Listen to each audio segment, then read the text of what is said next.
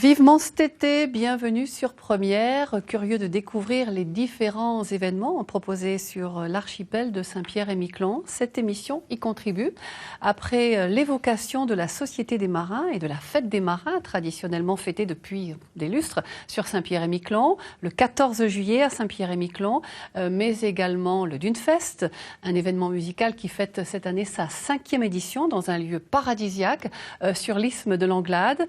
Après le rallye des cousins proposé début août entre les îles de la Madeleine et Saint-Pierre-et-Miquelon, eh bien nous allons parler des activités basques proposées cet été sur Saint-Pierre. Et pour en parler, nous recevons deux invités, David Lamoureux et Bruno Clairaut. Bienvenue. Bonjour. Alors David Lamoureux, vous êtes en fait secrétaire de la Ligue basque qui a été créée en 1986, mais évidemment Zasebiak-Bat, c'est bien plus ancien sur Saint-Pierre-et-Miquelon. C'est ça, entre les petits bâtons dans les années 30 et puis Saspi, dans les années 50, la Ligue a été créée en 86 avec Miquelon Tarac et puis Tsasso Tarac. Donc c'était en 1900, donc ça remonte, c'est quoi, 63 ans quoi? Déjà 63 ans? Oui, à peu près, oui. En 54? Oui, c'est ça. Bruno Clairaut, alors vous êtes là pour parler en fait d'une belle participation du côté de la mer. Donc sur la mer, vous allez partir avec votre bateau pour suivre et accompagner la traînière. Alors parlez-nous de votre rôle et vous serez également vidéaste. Hein. Oui, en fait, j'ai entendu parler du projet Terre-Nuit lors de la fête basse 2015 et avec un parcours très intéressant. Et donc ça m'a tout de suite emballé. J'ai proposé, s'il y avait besoin de bateau accompagnateur, donc de suivre. Donc je vais suivre la traînière des rameurs basques depuis Plaisance, Plasencia, donc, jusqu'à Saint-Pierre, c'est-à-dire donc l'ensemble du parcours de 215 000 nautiques pour les marins et 400 km pour les terriens. Voilà. C'est-à-dire que vous partez de Saint-Pierre à bord de votre propre bateau et vous allez traverser donc l'océan pour aller du côté du Canada. Vous êtes combien à bord ? Voilà, alors à titre personnel, on sera deux, oui. Donc deux à bord et on devrait monter à trois embarcations de type Zodiac ou type plate à partir de Saint-Pierre, alors que dans le même temps, il y aura un longliner qui, lui, partira de Miquelon pour rejoindre Plaisance. Donc on a une première traversée, donc Saint-Pierre-Plaisance, pour être en place, rejoindre les Basques qui, eux, seront déjà à Plaisance avec la traînière, quoi.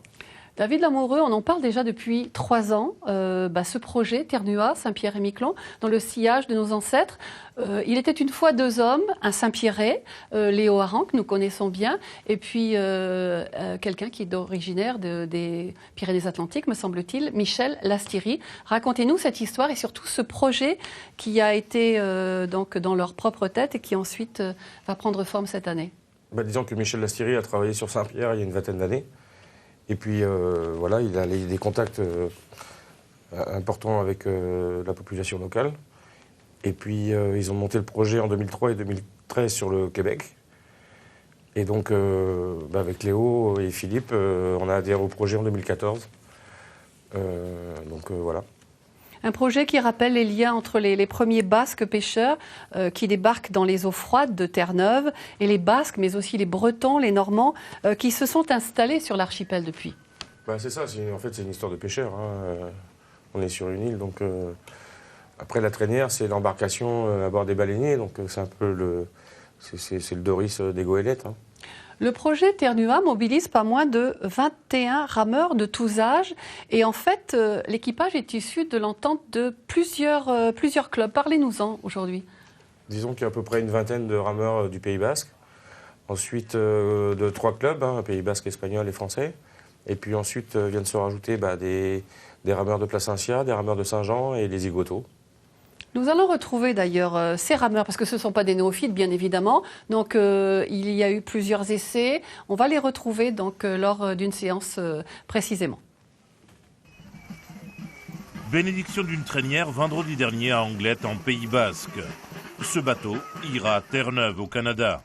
L'association Indianoaki Bayalde organise sa 3e expédition cet été. Objectif, resserrer les liens avec la diaspora basque de Saint-Pierre-et-Miquelon. Cette fois-ci, on s'attaque à du dur. Ça va être sur les eaux entre Terre-Neuve et Saint-Pierre-Miquelon, donc l'Atlantique Nord, et les redoutables courants, les redoutables la brume, les conditions de mer très difficiles. C'est en pensant un petit peu à cette histoire qui est très mal connue en fin de compte. Elle est bien connue en Bretagne, en Normandie, mais très mal connue, l'histoire des Terre-Neuve basques. Et c'est un petit peu leur rendre hommage quelque part en refaisant ce périple en haute mer. Hier, la traînière a été chargée dans un conteneur. Après un long périple, elle débarquera à Terre-Neuve au Canada. Philippe et son épouse, habitants de Saint-Pierre-et-Miquelon, apprécient cette nouvelle expédition. On a une équipe de Basques qui vont retourner sur les traces de nos ancêtres le long de Terre-Neuve et après sur l'archipel de Saint-Pierre-et-Miquelon. Et ça, disons que c'est une grosse chose et c'est une bonne idée d'avoir pensé à venir sur nos côtes avec la traînière. Philippe suivra le voyage de la traînière de près.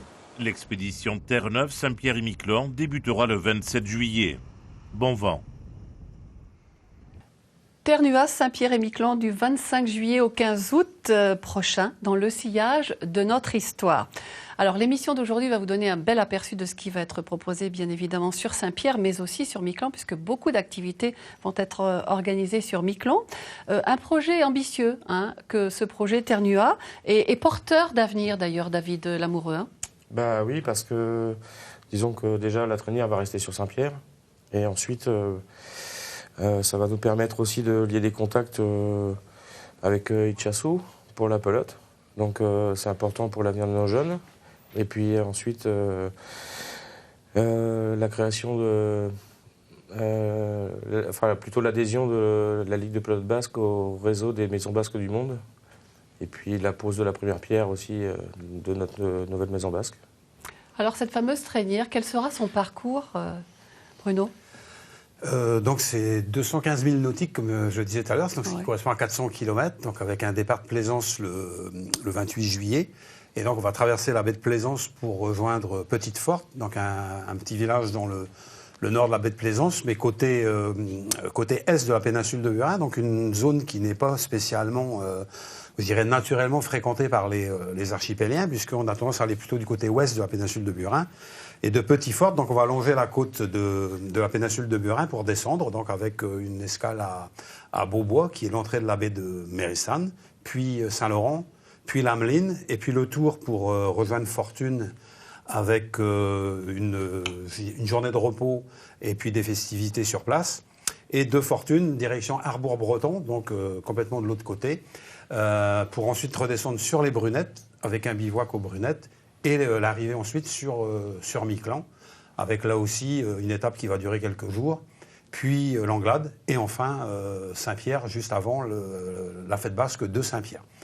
Alors il y aura des rameurs du Pays Basque, 17, il me semble, 17 rameurs du Pays Basque, il y a également des rameurs qui viennent de Plasencia, il y a des rameurs de Saint-Jean-de-Terre-Neuve, mais vous avez également sollicité des rameurs de Saint-Pierre-et-Miquelon. Oui, depuis le début, on a souhaité que des rameurs des Icotos participent à l'expédition. Et c'est chose faite, il y aura à peu près entre 4 et 7 rameurs de Saint-Pierre qui vont participer. Alors la traînière doit arriver précisément le jour des fruits de mer sur Miquelon. C'est ça, donc on remercie d'ailleurs l'ASM. Elle va arriver le soir des fruits de mer. Et ensuite, le lundi, différentes activités sur Miquelon pour les enfants comme pour les adultes. Et puis le mardi, on va organiser une fête basque sur Miquelon. Alors pour réaliser de telles performances, évidemment, il y a eu énormément d'entraînements qui ont dû se faire, puisqu'on ne s'improvise pas du jour au lendemain comme ça à bord d'une traînière. Je vous propose de regarder un entraînement qui s'est fait du côté du Pays Basque, et la barreuse est une femme. Le soleil vient à peine de se lever et la traînière Indianoac avance lentement au son d'Egoac, l'hymne basque.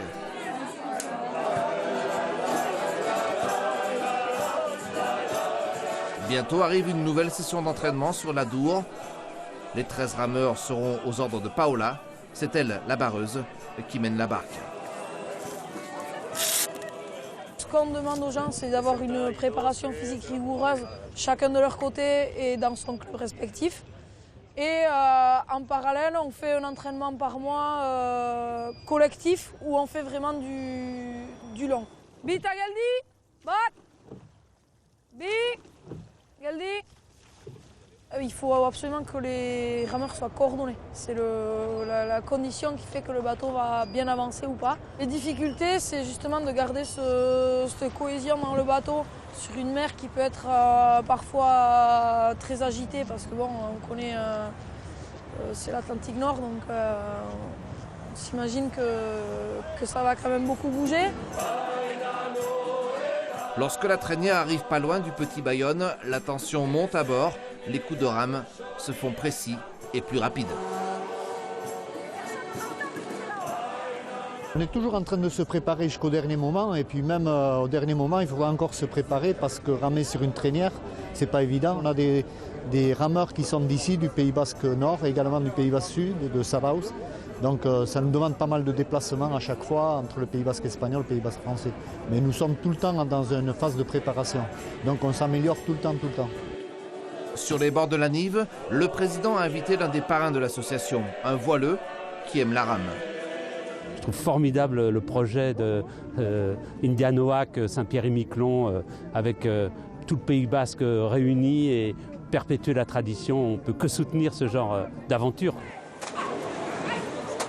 Tous dans l'association ont en tête ce voyage à Saint-Pierre-et-Miquelon l'été prochain pour ces 400 km de course entre Placentia à Terre-Neuve et Saint-Pierre. C'est important pour la jeunesse, pour qu'ils n'oublient pas d'où ils viennent. C'est important au niveau culturel, sportif aussi. On va amener à Saint-Pierre aussi une nouvelle forme de sport qui va être la course en traînière, ce qui ne s'est jamais fait. Paola accélère la cadence et Indianoa qui file sur la Nive. Le soir, dans la Peña et Bayalde, on finira la journée dans la plus pure tradition du Pays Basque. Si vous prenez l'émission en cours, eh bien, nous évoquons l'été autour de Saint-Pierre-et-Miquelon, autour des activités basques. Donc la programmation est super riche encore cette année. Le projet Traînière aura mis donc plusieurs années à se réaliser.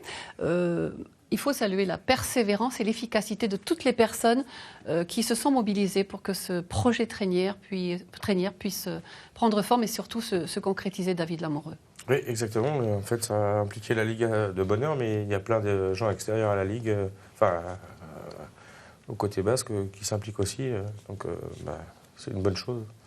Alors, beaucoup d'activités sur Saint-Pierre, sur Miquelon. Le 2 août, il y a un conteur qui va se retrouver du côté de la bibliothèque médiathèque de Saint-Pierre.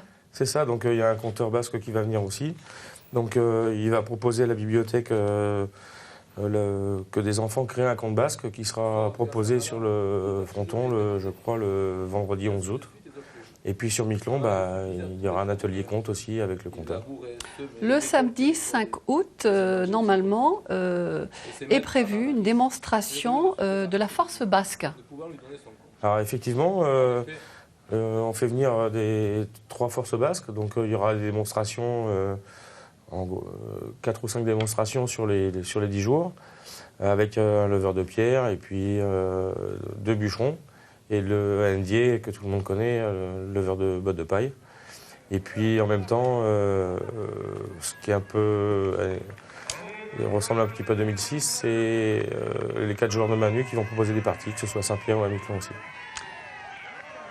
Il y a déjà des personnes qui sont venues dans des précédentes éditions, notamment pour la force basque, et qui vont revenir cette année. Exactement, il y a donc Hendier. Oui. Ce sera la 4e ou 5e fois, je ne sais plus. Il est un peu chez lui ici. Il apprécie fortement Saint-Pierre-et-Miquelon. Oui. La fête basque, ce sera également du côté de Miquelon. Miquelon ne sera pas oublié, loin de là. Bon, tout à l'heure, on a évoqué évidemment l'arrivée de la traînière, le jour des fruits de mer. Mais il y a également le fronton de Miquelon. C'est ça, oui. Donc, en discutant depuis 2014 avec Jean de Lizaraga sur le projet Ternois, on lui avait proposé de faire une partie de Manu parce que ça permettait de pratiquer sur la cancha de Miquelon sans avoir 30 mètres ou 50 mètres de cancha à refaire. Et c'est un projet qui se réalise en ce moment puisque la cancha et le fronton de Miquelon, le Chocoberry, sont en rénovation. Donc merci à Miquelon. Alors Miquelon, évidemment, va recevoir avec beaucoup de plaisir ces Basques, des noms d'origine basque, il y en a non seulement sur Saint-Pierre, mais aussi sur Miquelon. Donc si ça se trouve, ils vont retrouver de lointains cousins là-bas. J'imagine que ce sera l'euphorie pendant tout le séjour des Basques et que ce sera vraiment des moments très forts en émotion. D'ailleurs, de l'émotion, il y en aura cet été. Sûrement, oui, parce que le but un peu de tous les Basques qui vont venir, là, c'est justement d'échanger, que ce soit au niveau culturel, sportif, gastronomie. Donc, le but de l'expédition, c'est des échanges, que ce soit avec nos voisins terneviens ou Miquelon ou Saint-Pierre. Quels seront les autres temps forts? On a parlé de Miquelon. Il y a notamment la MNE qui va donc accueillir des personnes pour une conférence. D'ailleurs, SPM Première va retransmettre en télévision cette conférence. Mais il y a également du côté de Saint-Pierre des animations qui vont avoir lieu. Donc tout à l'heure, on a évoqué la bibliothèque qui recevra le conteur. Il y a pas très loin d'ici le collège Saint-Christophe qui va aussi ouvrir ses portes donc à vous et à tous les organisateurs de ces manifestations. C'est ça. Donc on remercie le collège Saint-Christophe. On va bénéficier du préau, donc ce qui va nous permettre de proposer le marché basque. Donc c'est des produits du terroir du Pays Basque et en même temps locaux avec mon chef et puis la ferme de l'Ouest. Et puis ensuite on va y proposer aussi une conférence sur le San Juan. Donc le San Juan, c'est le baleinier basque qui s'est échoué à Red Bay en 1585, avec des intervenants du Québec qui vont venir. Et puis ensuite, ce sera sûrement le lieu où on présentera l'exposition itinérante qui nous aura suivis durant toute l'expédition sur Terre-Neuve. Alors, la gastronomie basque sera à l'honneur, évidemment. La danse également.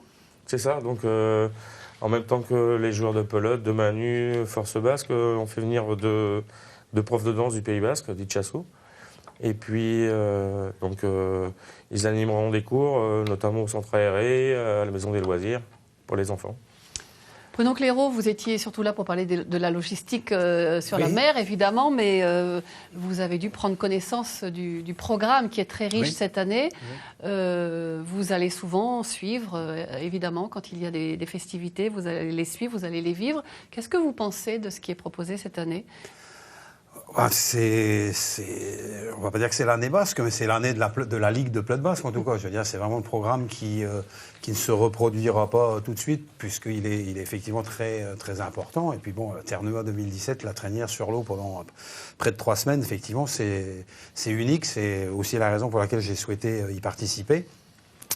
Mais je veux dire, oui, des événements comme la fête basque sur Miquelon, voilà, je serai en escale, moi, sur Miquelon, là aussi.